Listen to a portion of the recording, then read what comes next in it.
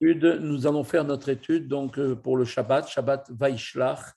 Le Shabbat Vaishlach, on nous parle donc de Yaakov Avinu qui revient donc qui revient dans son pays, donc à Beersheba, et c'est marqué que Yaakov, se préparant à rencontrer son frère Esav, délégua auprès de lui des émissaires afin de lui faire savoir qu'il était revenu de Haran, où il avait travaillé pour Lavan l'araméen, le père de ses 4 épouses, et ayant bâti, grâce à ce fait qu'il était là-bas, son propre foyer et après avoir acquis tous les biens matériels qu'il possédait.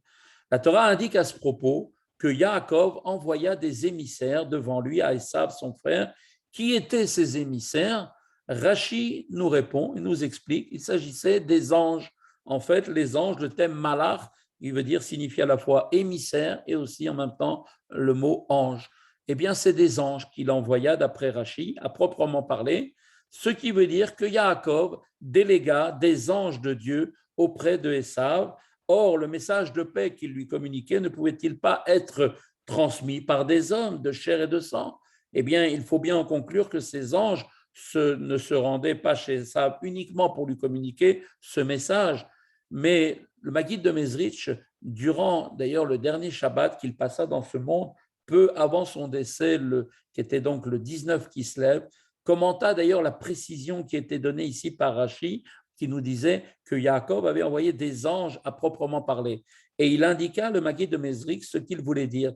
Selon son interprétation, Yaakov envoya à Esav ce qui était en fait, proprement parler, des anges, c'est-à-dire leur apparence concrète. Le terme mamash, qui était employé par le Maguide de Mezrich, signifie à la fois à proprement parler et aussi concret. Donc, c'est la partie concrète, c'est l'apparence concrète qui a été envoyée à Esav, d'après le Maguide de Mezrich. En revanche, il conserva leur spiritualité auprès de lui. Donc, Yaakov conserva la spiritualité des anges auprès de lui et il n'envoya que la partie extérieure des anges.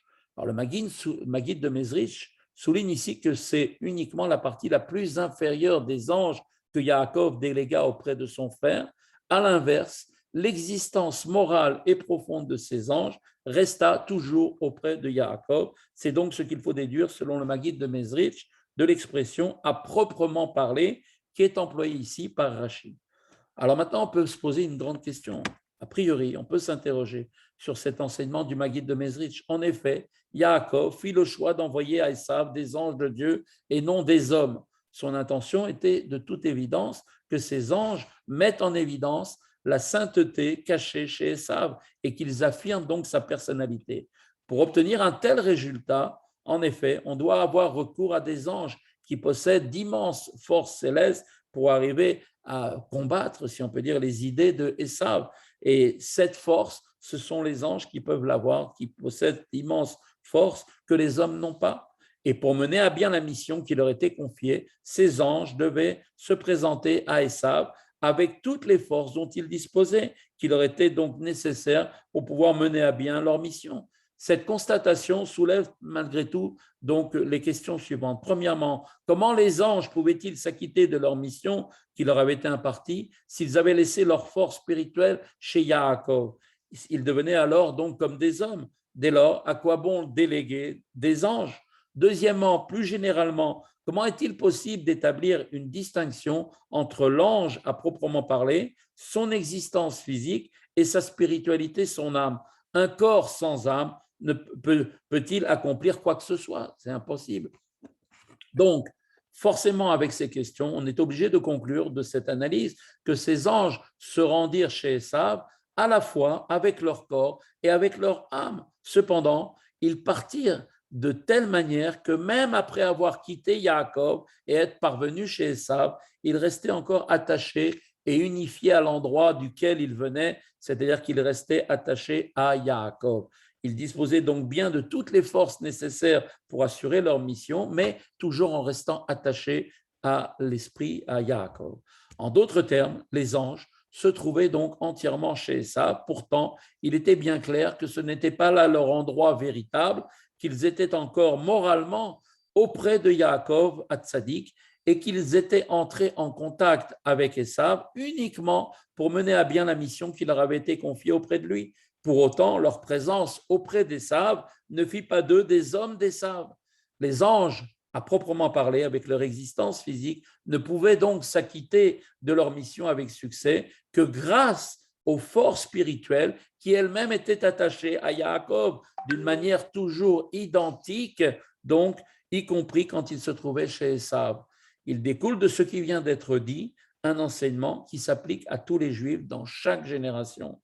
On voit que notre père Yaakov délégua des anges à proprement parler auprès d'Esav afin de l'affiner et de le transformer. Donc, or, le même processus est employé, si on peut dire, par Akadosh Baruch Hu, qui lui-même envoie dans ce monde matériel, donc, et grossier, une âme, et il l'envoie afin d'en affiner la matière et d'élever le monde. Mais pour mener à bien une telle mission, cette âme doit se consacrer au domaine du monde uniquement par son existence physique, à proprement parler. Donc, il est en rapport avec ce monde matériel, avec un corps matériel. À l'inverse, son essence profonde, sa spiritualité doit, elle, rester liée à la sainteté divine, y compris même au cours de son existence physique. Tout ce qu'on vient de dire maintenant donc est un enseignement. Quel est cet enseignement? Eh bien, cet enseignement s'applique aussi à la mission particulière qui a été confiée à notre génération, la dernière de l'exil et qui sera d'ailleurs la première de la libération, qui est en fait la mission de diffuser les sources de la Torah et du judaïsme à l'extérieur pour obtenir la venue de notre juste Mashiach. Celui qui est mandaté pour le faire, donc qui est en fait un chaliar, et chaque juif est donc un chaliar puisqu'il est envoyé par Dieu et il est aussi en même temps envoyé par le Nassiador, le maître de la génération qui est le rabbi. Eh bien, chacun doit le faire et doit en permanence rester lié lui-même à sa source, à celui qui le délègue, au juste, au tzaddik, le chef de notre génération, le Nassiador. Et de cette façon, en effet, cette personne est certaine d'assumer sa mission avec succès et de pouvoir parvenir à entrer en contact avec le monde matériel sans lui-même subir la moindre chute morale. Voilà que, avec l'aide de Dieu, on prenne toutes les forces nécessaires. On approche, au Hachem, très vite de Yutet Kislev, qui est le Rosh Hashanah de la Chassidoute, dans lequel, à nouveau, comme à Rosh Hashanah, Dieu nous bénira et nous donnera toutes les forces pour que nous puissions nous attacher à cette étude et que nous puissions donc l'intégrer en nous pour la mettre en pratique de la plus belle manière possible et qui fera que grâce à nos efforts, eh bien, nous participerons à la venue de Mashiach et du troisième Beth Amikdash. Shabbat Shalom à tous. Shabbat Shalom, Amen.